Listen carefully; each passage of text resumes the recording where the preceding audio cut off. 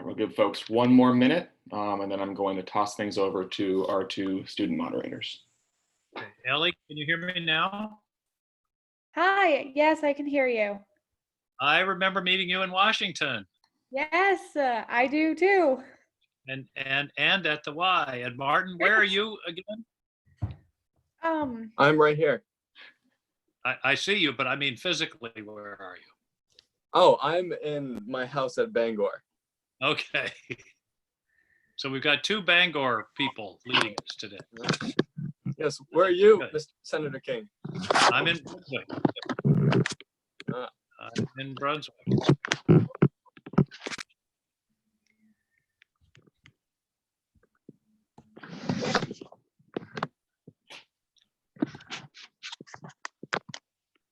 So Ellie and Martin, are you going to introduce me, and do you want me to talk for a couple of minutes and then we'll have questions? Is that the plan?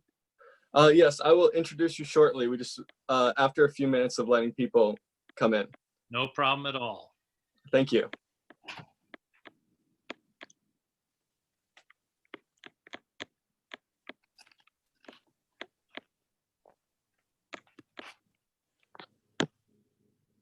The sun is starting to come out here. I can even see a little blue sky. Okay, we have pretty blue skies here too. Well, that's It's progress. crazy. This morning it was snowing. Well, I just heard from Yeah. Mary that this was the coldest April in the history of Maine. Really? Yeah, which doesn't surprise me. I mean, we've had snow and very few warm days.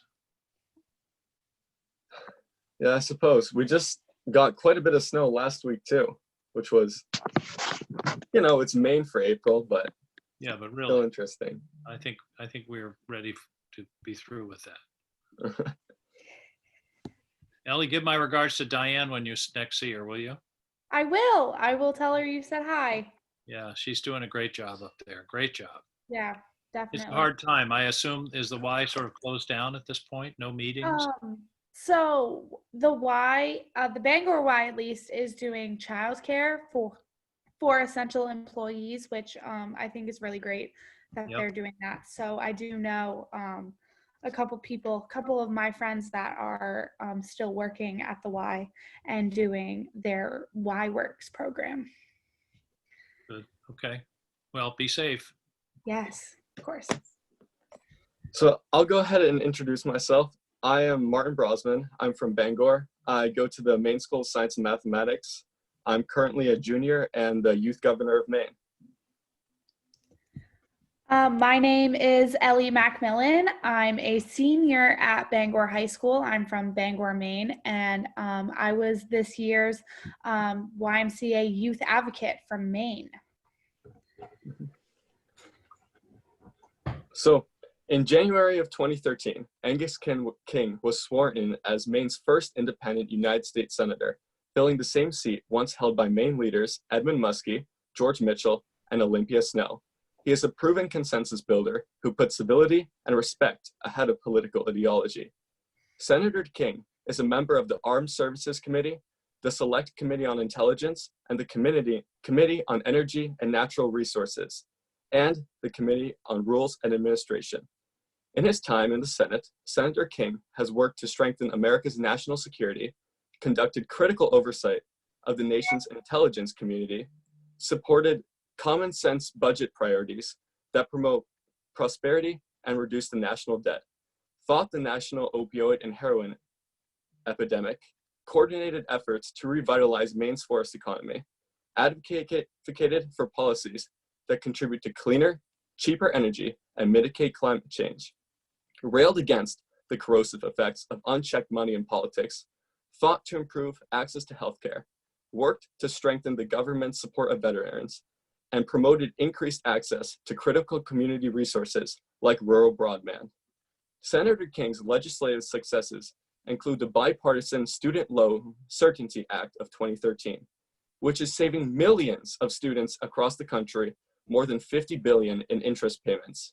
He co-founded the Former Governor's Caucus, which brings together the Senate's former governors to chart pragmatic approaches to solutions, as well as the Senate Arctic Caucus, which hones in on Maine and America's growing interest in the Arctic. Senator King also tries to informally bridge the partisan divide in Washington by frequently bringing his colleagues on both sides of the aisle to his home for barbecue dinners, where political talk is banned and the focus is getting to know one another. That bond that is formed through these relationships often laid a foundation for successful legislation. Senator King also served as the 72nd governor of Maine, and during his 2 terms in the Blaine House, he focused on economic development and job creation. Then, Governor King also achieved significant reforms in education, mental health services, land conservation, environmental protection, and the delivery of state services. He was re-elected in 1998 by one of the largest margins in Maine's history. Senator King is married to Mary Herman and has 4 sons, Angus III, Duncan, James, and Ben, 1 daughter, Molly, and 6 grandchildren. He attended Dartmouth College and the University of Virginia Law School.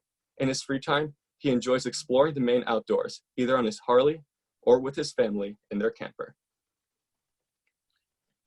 Martin, thank you. That I don't want to undo all those good words. I'm afraid to say anything now. You did such a nice job. I really appreciate it.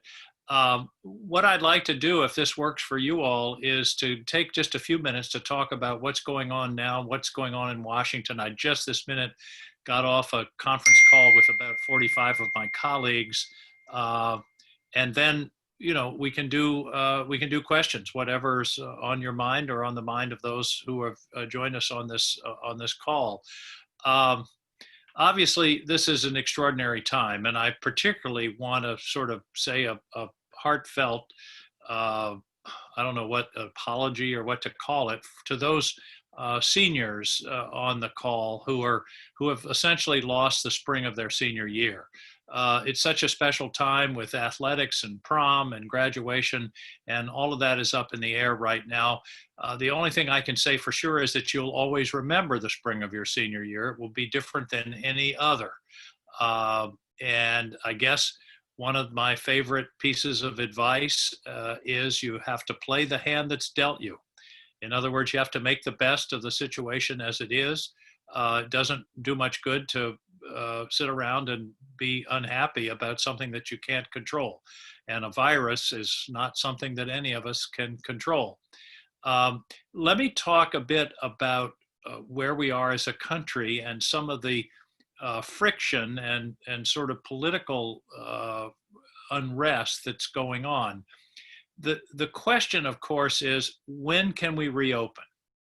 When can we begin going back to school, going to restaurants, going to work, getting our hair cut? I don't know about you guys, but I haven't had a haircut in a long time.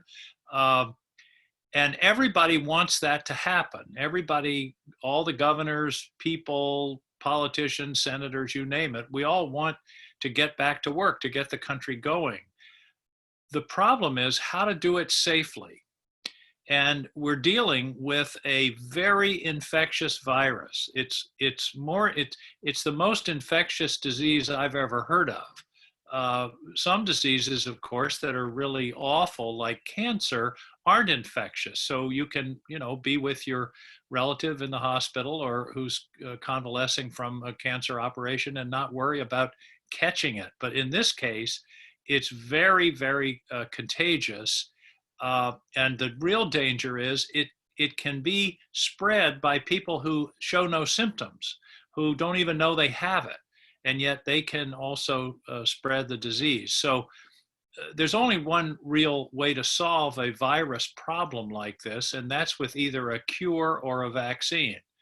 Neither one, it appears, are going to be available within the next, say, year or year and a half. 18 months seems to be the current estimate, although it's hard for me to believe given the worldwide nature of this and how many scientific institutions and scientists are working full time on trying to find a solution that we may find a vaccine or a cure, a drug before 18 months. But that's the current estimate. So the question is, what do we do between now and then? And when do we reopen and how do we do it? The key is testing. testing will identify widespread testing, and I'm not talking about a few 100,000 tests a day around the whole country. I'm talking about 1 million to 2 million. I'm talking about everybody. So think about it this way. You got a bushel of apples, and somebody tells you that 2 of the apples in that bushel are deadly poison. Have an apple. Chances are you'd say, no thanks. I'm not going to take a chance on killing myself to reach in and get one of the apples. But if somebody said, well, the 2 of the apples in this bushel are poison and they're green, and all the rest of the apples are red, have an apple. You say, okay, you reach in and take a red apple. That's the situation. If we have testing, we can identify who's at risk, and who's at risk both of getting the disease and spreading the disease. If you think about it, what we're doing is asking or insisting that millions of people stay home in order to mitigate the risk of thousands of people. Well, if we had comprehensive testing, we could identify and know who those thousands of people are, and those who aren't at risk could get about their business. So that's the key. As you watch what's going on in Washington, and you watch the news, and you watch the president's press conferences, the key thing you ought to be listening for is, what are they doing about testing? And the issue has become, whose responsibility is it? And the truth is, it's a joint responsibility between the federal government and the states. Clearly, the states and local health officials and public health and hospitals and doctors should be the ones to administer the test, to give the test. You know, we don't need to send people up from Washington to swab your nose. That should be done on the local level. The problem is, who supplies the tests and all the pieces that go into it? The swab, that you use, the vial that the chemicals go in, the chemicals, the machine to analyze it, the lab to analyze the test, all of those things, that's a national and an international supply chain issue that, in my opinion, only the federal government can really help us with. So I disagree with the president when he says the testing is up to the states and we'll help them, but it's really up to them. It isn't up to them to get what they need to do it. The president has some special authorities that the governors don't have. The biggest one is something called the Defense Production Act, which was passed during World War II. And basically it gives the president the power to commandeer a factory and say, instead of making cars, you're going to make tanks or airplanes, or in this case, ventilators or test kits. In other words, the president can mandate the production of products that we're short of. Secondly, the president and the federal government has the overview of the national and international supply chain of all the other pieces. It's not just a testing kit. That's made of a lot of pieces: chemicals, swabs, test tubes, all of those, wrapping, all of that stuff. So to me, the responsibility is on the federal government to supply a massive amount of testing equipment, and the states to administer them. So I don't mean to go on for so long, but that's really the heart of this. The only way we can safely get out of the mess that we're in now is by, the estimates I've heard are between 1 million and 2 million tests a day. And the reason it takes so many is that we'll all have to be tested repeatedly. Because if you think about it, if you have a test today and it says negative, you don't have it, tomorrow you could pick it up. And then you'd be a carrier. So the test, everybody doesn't have to be tested every day, but probably once a week or once every 2 weeks, everyone should be tested.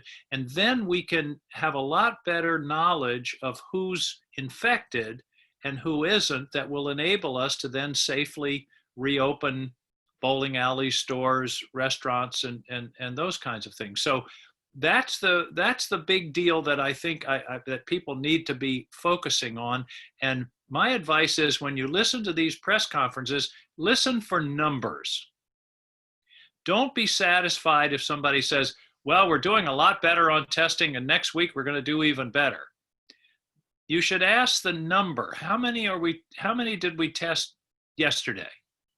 How many did we test a week ago yesterday? And what's the plan for how many are we going to test on May 1st? And if you're not given those numbers, which so far, frankly, we haven't been, then we're really not where we need to be. Now, obviously, there are a lot of other issues here. As you mentioned in your introduction, I was a governor. I can tell you, I can't imagine a harder decision for a governor right now than when do we open? When do we lift the restrictions?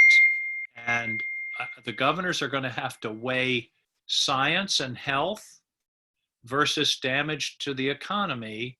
And here it gets even more complicated. The big danger is right now that we open too soon and it comes back. Maine has done, I think, a quite good job. We have like the 10th lowest number of cases in the country. We have about 1,000 cases right now.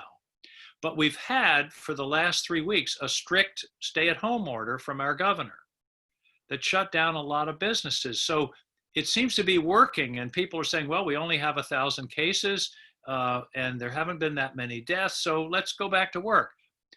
The problem is the success of the stay-at-home order tends to make us complacent, which will make us open up too soon, which will bring it back. And that's the grave danger to the economy. Is there's an old saying, you guys are too young to remember it, but there was an ad on TV in the 80s that was, pay me now or pay me later.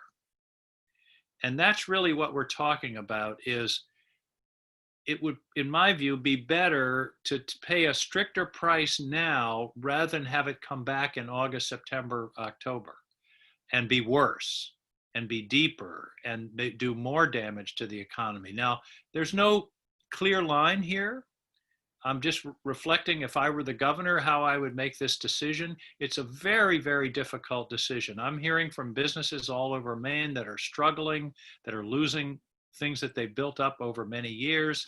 So this is a really tough call, but I'm sharing with you sort of how you would make that decision and what the considerations are. Public health really has to come first, in my view. But the second public health issue is, what's the likelihood of it coming back? And what can we do to sort of hold it at bay until we get to a cure or a vaccine? And that's when you get back to the question of testing. So I hope that's helpful to sort of outline where we are. Thank you for all of the advice and information, Senator King. My first question to you would be, you are in the rare situation of being an independent in the United States Senate. Do you see this as an advantage or disadvantage? Meaning, do you believe it makes you more effective in the fight against critical issues such as COVID-19? I would like to hear about your experiences. Well, by and large, I would say it's an advantage. I'm a member of neither political party, although when I first went to the Senate in 2013, I had to join one or the other of what they call the caucuses, the groups, the Republicans or the Democrats, because that's how you get your committee assignments. So if I said, well, I just want to put my chair in the middle of the aisle and not join either, that would be fine, but I'd be totally outside the action. Not being on a committee, you wouldn't really, that's a big part of the job. So I had to make a decision, and I chose to caucus with the Democrats. Susan Collins, of course, caucuses with the Republicans, so it gives Maine a foot in either camp, if you will. And it's enabled me to work with both sides. Now, I shouldn't be misleading. I vote with the Democrats more often than the Republicans, not all the time, but more often. So the Republicans view me with a little suspicion. On the other hand, I have very good friends among the Republican caucus, and there have been times on major issues when I've been able to be a bridge, when I've been able to serve as a go-between or as a consensus builder between both sides. I did that on the immigration issue, did that, as you mentioned, on student loans, And I try to play that role whenever I can. But it's hard because Washington is polarized. It's political. If you go back to the Constitution, the framers of our Constitution didn't contemplate political parties.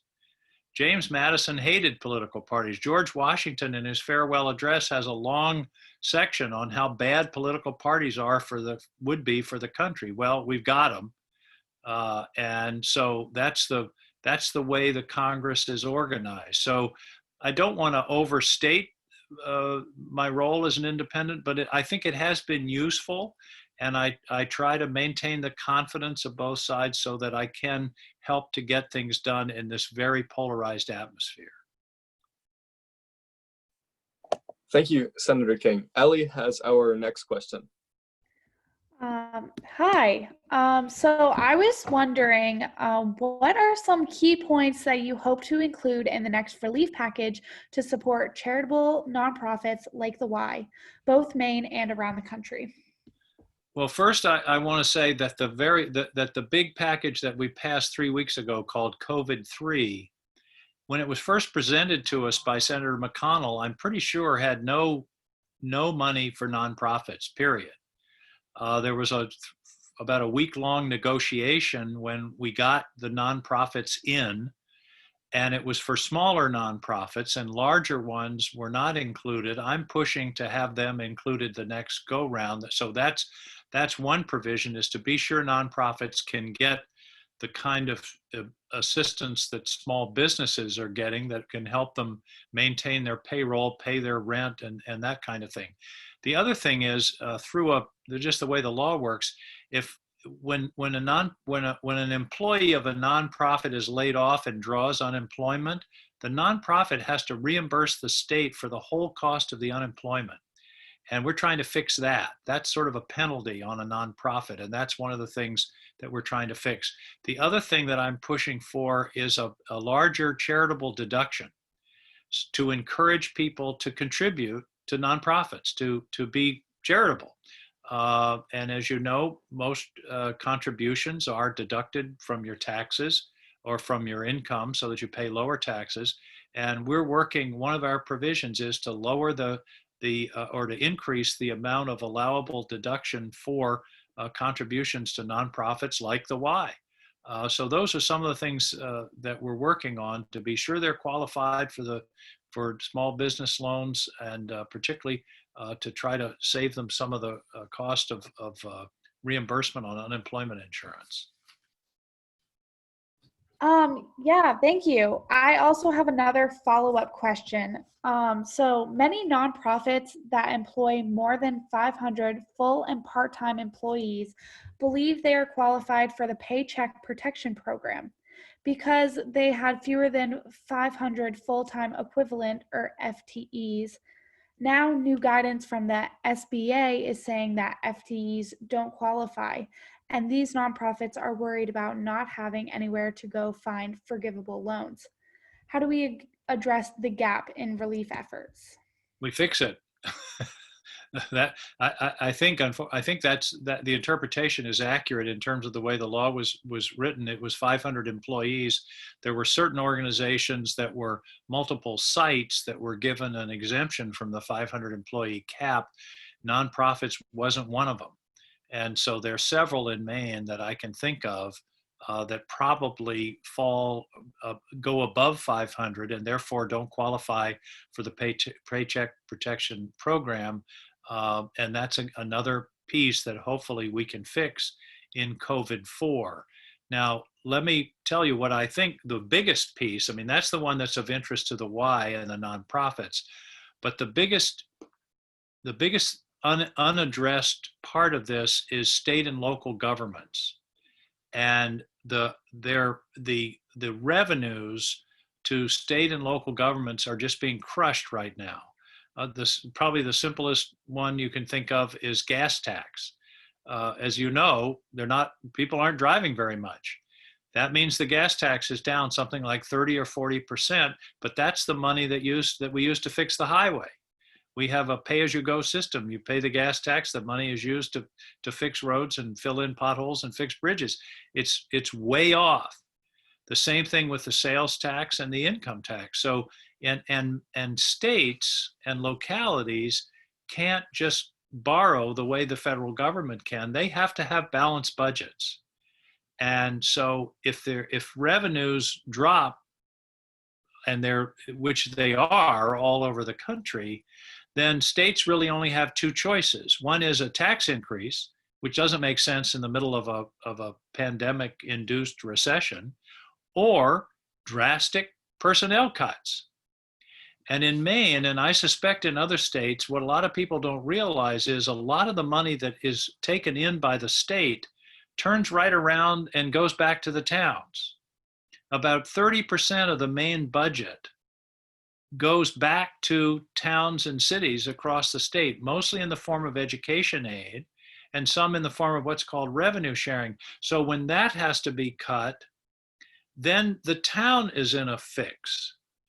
And they have to make cuts or tax increases, but mostly cuts.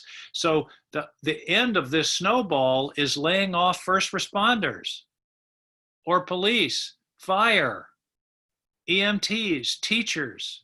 It would be the worst thing we could do. It could, as one of the commentators said, this could turn a recession into a depression. So the most urgent thing that Congress needs to do when we do the next round of COVID relief is to provide support to states and localities who are being totally hammered by the loss of revenue caused by the damage to the economy. We've already passed substantial provisions for small businesses, for individuals and unemployment insurance, individuals that get the $1,200 checks, large businesses, most nonprofits, not all. But the big left out piece was state and local governments, and that's where I think a part of the focus has to be the next time around. Thank you very much. Yes, that is very useful information. Thank you. Yep.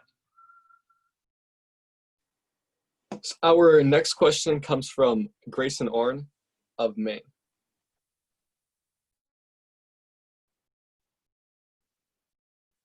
I can't hear Grace. Grayson, are you there? Grayson, you got to unmute.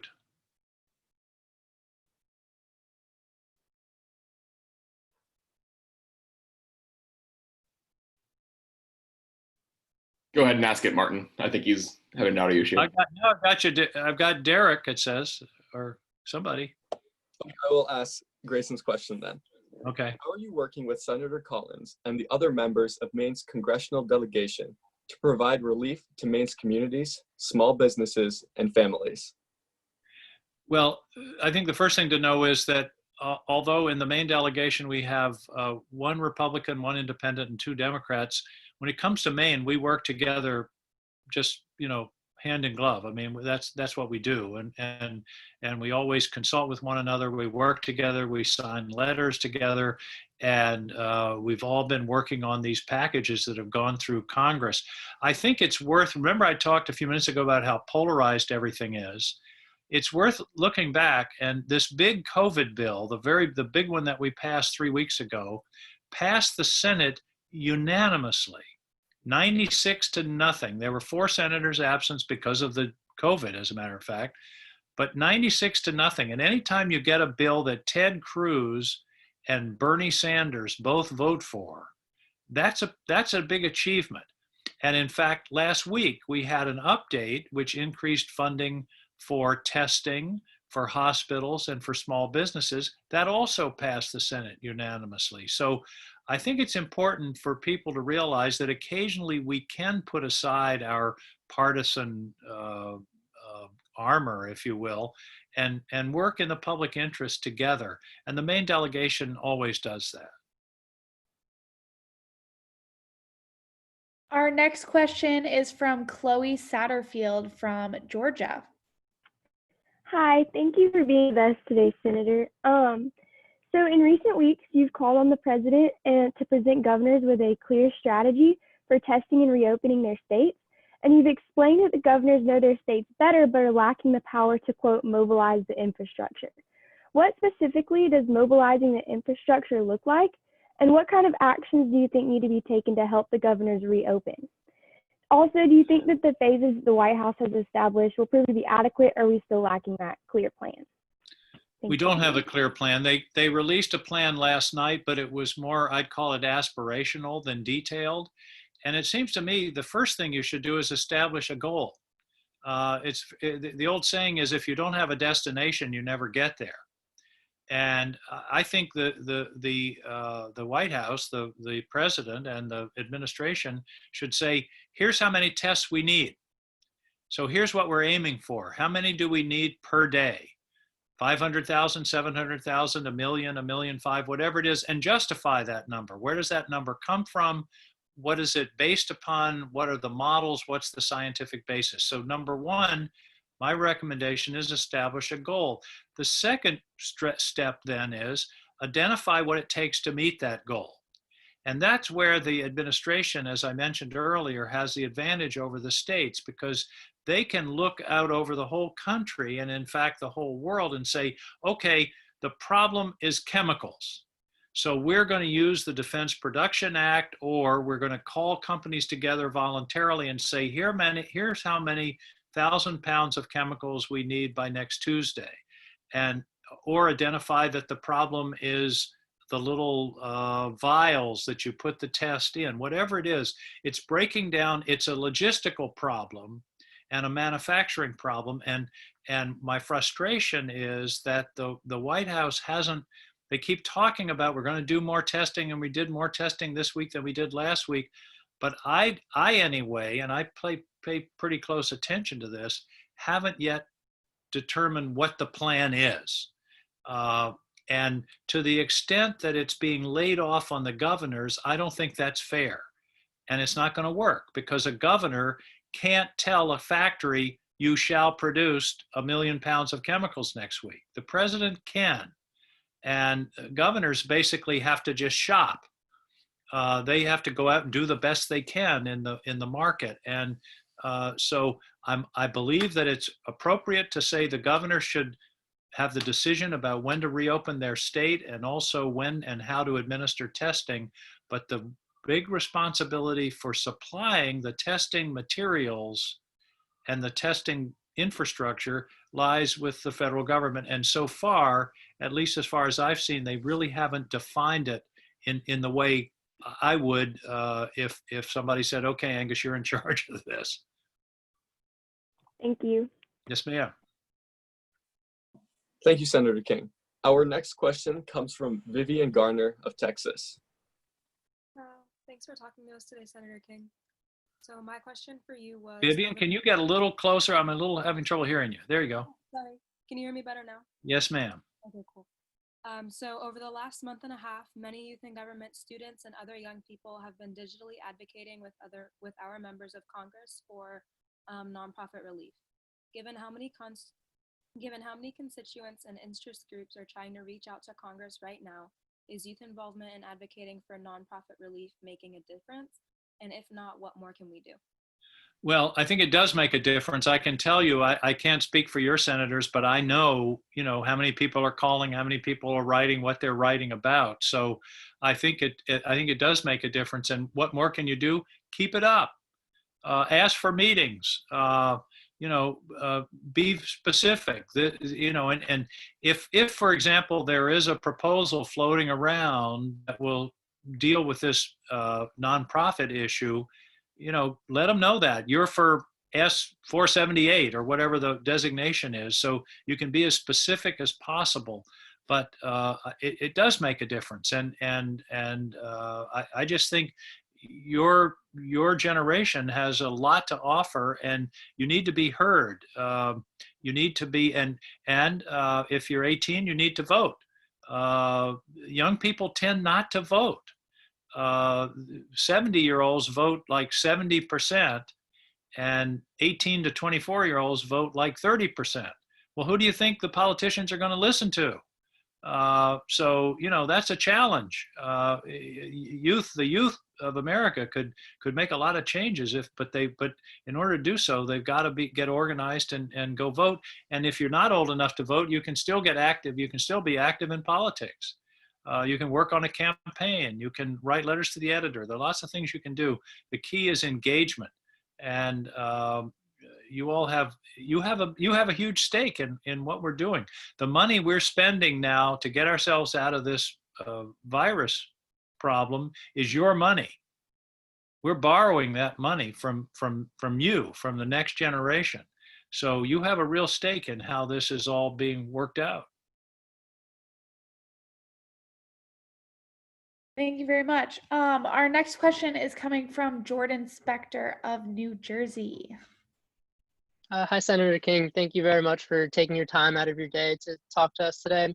Yeah. I was wondering which parts of nonprofit relief do you believe will be most controversial in the Senate, and how do you believe we can find common solutions while ensuring necessary relief to all who need it? Well, the first step is to convince some of my colleagues that we need another relief package at all.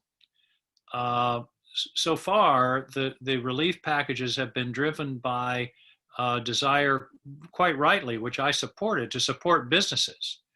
And we've now put, about $600 billion into the Paycheck Protection Program, $500 billion into large business. So that's over $1 trillion that has gone to businesses. And I just hope that my colleagues don't say, well, we've done enough, we're done now. So the first step is to be sure that your representatives know that we're not done, and then start talking about the relief to nonprofits. And the nonprofits have to reach out and really have to make their voices heard. And one way to do that is for the youth to be involved, but also people that are on boards. I can tell you the people who are on the board of the Y in most of the communities where I am familiar are a pretty powerful bunch. They're people of both political parties. They're people that are engaged in their community, and they have some influence. So you've got to use all the tools that you have. Remember I said at the beginning, you got to play the hand that's dealt you, and you have to use those tools. So that would be my advice. I think doing something about this 500 person limit for nonprofits would be a big deal for a lot of important nonprofits in our states. And by the way, I should have mentioned, I was talking earlier about cuts in state funds because of this and a loss of state money. A lot of nonprofits are supported, at least in part, by state contracts. Nonprofits are contracted with state, for example, human services to render services to disabled people.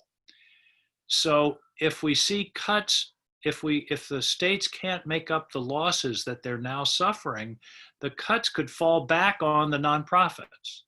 And that's another reason that not only do we need to deal with the issue, particularly that you're asking about, but as you can tell, I'm pretty passionate. Maybe it's because I'm a former governor. We got to help the states, because some people, it's easy to say, oh, the states, that's a big amorphous abstraction. The state, it's people, it's first responders, it's contracts with nonprofits, it's educators, it's all of those things. It's, in fact, here in Maine, at least when I was governor, about the state payroll for employees was about 15% of the budget.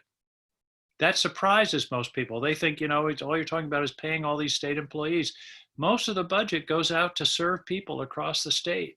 And so that's the case you all have to help us make. I'm with you.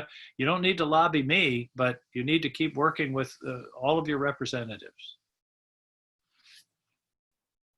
Thank you. Thank you. Our next question comes from Aishwarya Swamidure. My apologies if I mispronounced that, of Oklahoma. Hey, yeah, actually you pronounced that perfectly. Thank you. And thank you, Senator King, for taking time out of your day to speak with us. We really appreciate it. Sure. So my question kind of relates to, obviously, you being an independent senator. So being an independent senator, do you see increased bipartisan collaboration as a possible future for American politics? And if so, what is a bridge and a barrier to this occurring? Basically, in other words, what is preventing this increased bipartisan collaboration from happening, and what's something that we can use to reach this prospect? Well, I think polarization is worse now than it's ever been in my lifetime. There have always been parties and there have always been party frictions, but one of the reasons the parties are polarized is that the country is polarized. The Senate and the Congress reflects the country.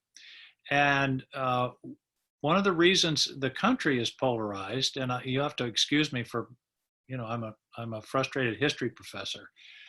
When I was a student, as you are, everyone in America pretty much got their information from one person, a guy named Walter Cronkite, who was the anchor man on the CBS Evening News. And he and 2 or 3 other major media figures were totally trusted, and they were the ones that gave us all the facts. Now we have so many sources of information, and there's a concept called confirmation bias. And confirmation bias is the human tendency to seek out information sources that agree with what you already think. So that means, for example, that conservative people tend to watch Fox News, and liberal people love Rachel Maddow. And so we're all reinforced in our polarization, if you see what I mean. Another example is the makeup of the Congress itself. I worked in the US Senate 40 years ago as a young staff member. And at that time, there were probably 20 senators who overlapped, conservative Democrats and liberal Republicans. Have you ever heard that term, a liberal Republican? There used to be a lot of them. Now there's no overlap. The most moderate Republican is Susan Collins of Maine, and the most conservative Democrat is probably Joe Manchin of West Virginia, but there's still air between them. There's no overlap. So this is a long way of saying I don't have an answer to this problem, except that we need, let me end with this. Here's one of the biggest problems in American politics today.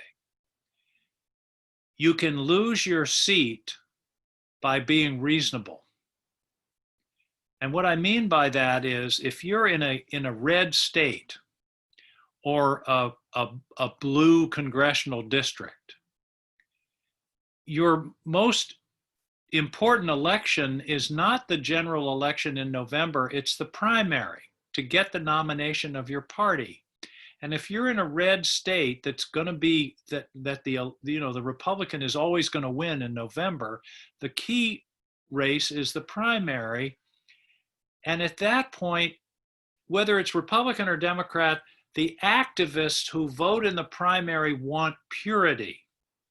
And there have been cases where politicians have lost a primary, whether Democrat or Republican, because they had the nerve to talk to the other side and try to solve problems. Do you follow what I'm saying? This, if you think about it, is a huge problem. If you can lose an election because you're trying to solve problems, you're trying to be reasonable, you're trying to respect people on the other side and compromise, if that will cost you your seat, we're in real trouble, because that in turn means that we can't work together. Because, one of your senators might be in trouble if he's seen as being a friend of mine. And that's a really dangerous place for the country to be in. And yet that's happening all over the country, not only in the Senate, but more often in these gerrymandered House districts that are straight Democratic or straight Republican, where the primary is the key race. If and that's one of the I see as one of the most dangerous trends in modern American politics. Sorry to be so long-winded, but that's a really dangerous problem, and somehow we have to reward people for being reasonable, not punish them. Understood. Thank you so much. Yes, indeed. Thank you. Our next question is coming from Catherine Anderson of South Carolina. Yes, thank you.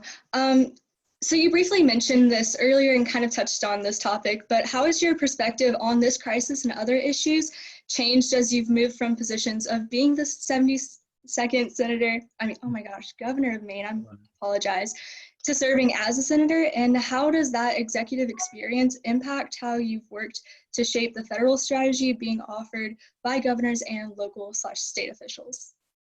Well, I think the first thing I would say is that having been a governor, I can really feel for the governors right now because I've been in that position and realized the pressure that you're under to make those, in this case, life or death decisions. I'm in touch with our governor here in Maine practically every day. In fact, I think it is every day, sometimes more than once a day. And I think having been a governor has helped me to think about how to approach this problem.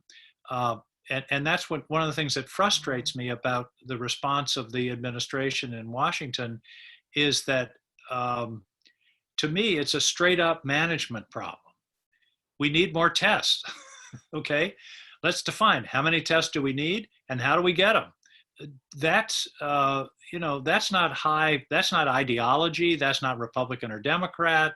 It's just, sort of science and management. And what's frustrated me thus far is that the administration hasn't been able to get a grip on that. I think if I were the president, which through some oversight I'm not, but if I were the president, I would appoint a really strong, nonpartisan, well-known leader to take charge of testing. Somebody, a retired general, for example, who's used to making decisions, managing, allocating resources. That's what I would do instead of this who's in charge and Mike Pence is in charge and then somebody at CDC may be in charge and there's this unclear structure. I used to teach management and one of my mottos is messy structure equals messy policy. If you don't have clear lines of authority and who's somebody in charge, you're not going to have clear decisions and clear policy to guide us. So those are some of the thoughts. And you're right in your initial question. Having been a governor certainly influences the way I think about this because a lot of this is really a kind of basic. What do you call what's the term that we often use to talk about the president, not this president necessarily, but any president? We say the what? What do we call him? I'm asking you. Attorney General, just things like no. Well, normally Commander-in-Chief. Yeah, Commander-in-Chief, but we also call it the administration, right? You say Yes, the administration did this or that.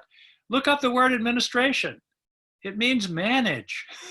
It means to administer, to execute, and that's really what we need right now. And we're getting it to some extent. And I'm not being entirely critical, but I am on the question of testing because I think we could be doing so much more, and we should have been doing it much sooner, in my view. Okay, thank you. Sure. Thank you, Senator King. Our next question comes from Charlie Burt of Kansas.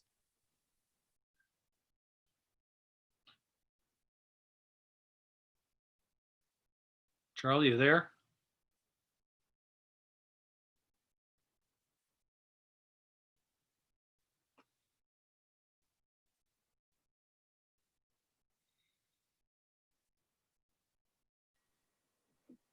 I am assuming he's not on the call, so I will go and I will ask Charlie's question.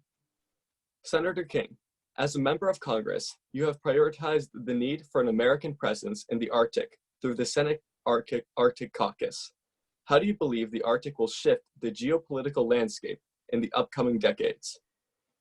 How has the potential for vital resources, including oil and fresh water in the region, changed or supported your stances, especially in regards to green energy?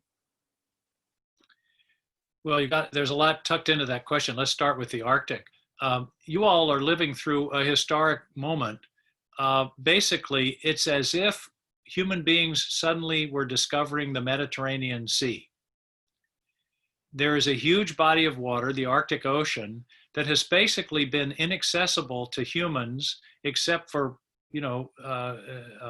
indigenous people who used it for hunting and fishing, but essentially it's been closed for all of human history.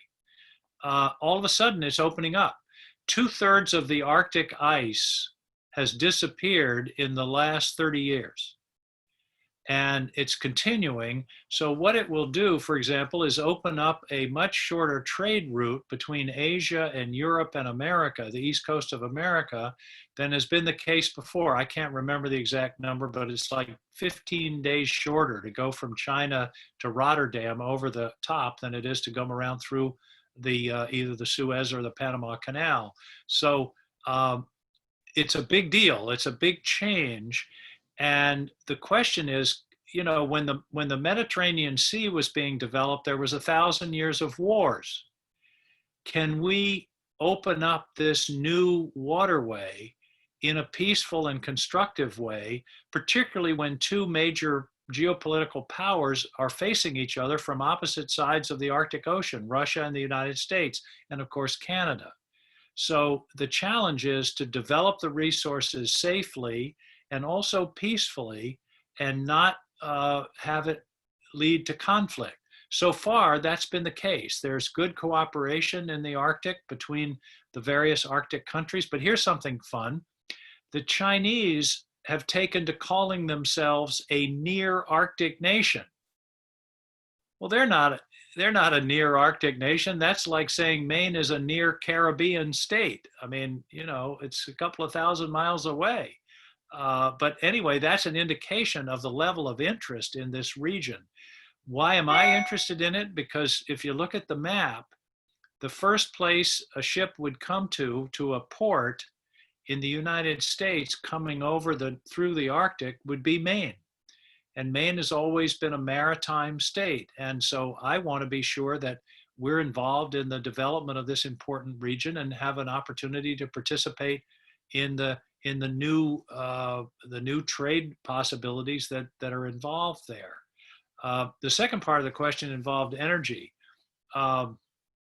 I've been involved in energy, mostly renewable energy, most of my adult life. Before I was governor, I was involved with hydropower, biomass, and I had my own company that did large-scale energy conservation. And then after being governor, I worked for a company that built a large wind project in the mountains in Western Maine. So I've been involved in hydro, biomass, wind, and conservation. So I have a deep interest in this. And I'll tell you guys a secret. The secret to clean energy is storage. That's the whole deal. The problem with wind and solar is that the wind doesn't blow all the time and the sun doesn't shine all the time. But people want their lights to go on whenever they throw the switch. So the question is, how do you store the energy from wind and solar and renewables so that it's available on what's called a base load basis, and we don't have to burn fossil fuels to provide that backup power? That's the key to our energy future. Once we can solve the problem of storage, whether it's flywheels or pump storage of water or batteries, once we solve that, then renewables are going to take off and they're already taking off because renewables are now cost competitive with fossil fuels. But that's really the key to our energy future, and that's what I'm working on. You mentioned I'm on the Energy and Natural Resources Committee, and I'm working on storage and funding research on storage so that we can solve that problem. That's the biggest thing we could do, in my view, to green the planet, because 30% of our CO2, of our greenhouse gases, come from energy production, from power plants. So if we can go to renewables, there's a big hunk right there. Another 30 or 40% is transportation. Okay, so we electrify automobiles and trucks, firing them with electricity produced by renewables. So you've done 2/3 of the pie. The other third is heating of buildings, space heating, and building energy use. But we're on the real edge of some huge breakthroughs, I think, in energy and particularly in clean energy. And it's not going to cost us more. and it's certainly going to cost us less in terms of long-term damage to the climate. So you always make a mistake asking me about energy or climate, because I'm liable to give you my life history. No, thank you very much. So our last question is going over to Ryan LeBerry from New York. Hi, Senator King. Hey, Ryan. Before this crisis, you were a sponsor and advocate for the bipartisan PACE Act, or the Promoting Affordable Childcare for Everyone Act. Given how COVID-19 has demonstrated the importance of childcare, especially for those serving as frontline responders, what path forward do you see for the PACE Act in Congress? I think Ryan, that's a great question, and the answer is that I think what's happened has only strengthened the case for what we were advocating for. If ever people realize the importance of childcare, it's now, and particularly essential workers. And if the childcare centers are closed because of the virus, but essential workers have to go to work, whether they're first responders or whoever, and they can't get childcare, I think everybody realizes how important it is. And it's really got to be a priority. So it's one that I've been on this for a number of years, and I've actually got in an amendment with a Republican senator to the tax bill that created a tax credit for family medical leave. And that's the kind of thing, family medical leave, childcare, those are the kinds of things that I think this crisis has really brought to the fore. So I'm hoping that it will help us to move the childcare credit forward and make it more valuable, so more families can take advantage of it. It's a huge sort of underlying problem in our society, and as you say, I think the virus has really emphasized how important it is. Let me mention one other thing before I sign off that the virus has underlined, which I suspect all of you have noticed, and that is the importance of broadband. We're all on this call because we have broadband. If we didn't, we couldn't be here. And distance learning only works if you've got decent broadband. And in a rural state like Maine or in Oklahoma or Texas, there are lots of people that don't have broadband, and there are lots of kids at home that don't have access to their teachers and to their classrooms. This is the next great infrastructure problem, I think, in this country. And I can tell you, there's talk about infrastructure for highways and bridges and railroads and airports. I'm going to be raising hell about broadband. That's got to be part of the package. As far as I'm concerned, broadband is the key infrastructure of the 21st century. And if we didn't know it before, we certainly know it then, because there are millions of kids around the U.S. who have really been in a bad place in the last couple of months because they haven't had good access to the online learning assets that are available. So sorry to jump from childcare to broadband, but I just wanted to mention that. I think that's important and something I hope you all will help me to advocate for. Thank you, I appreciate it. Yes, sir. Thank you, Senator King, once again. Thank you to everyone who came to this meeting, who submitted questions.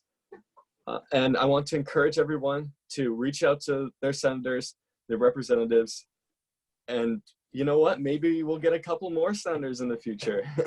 Yeah. People like Senator King definitely give us a great insight into what goes on in our government. And I want to, once again, thank you.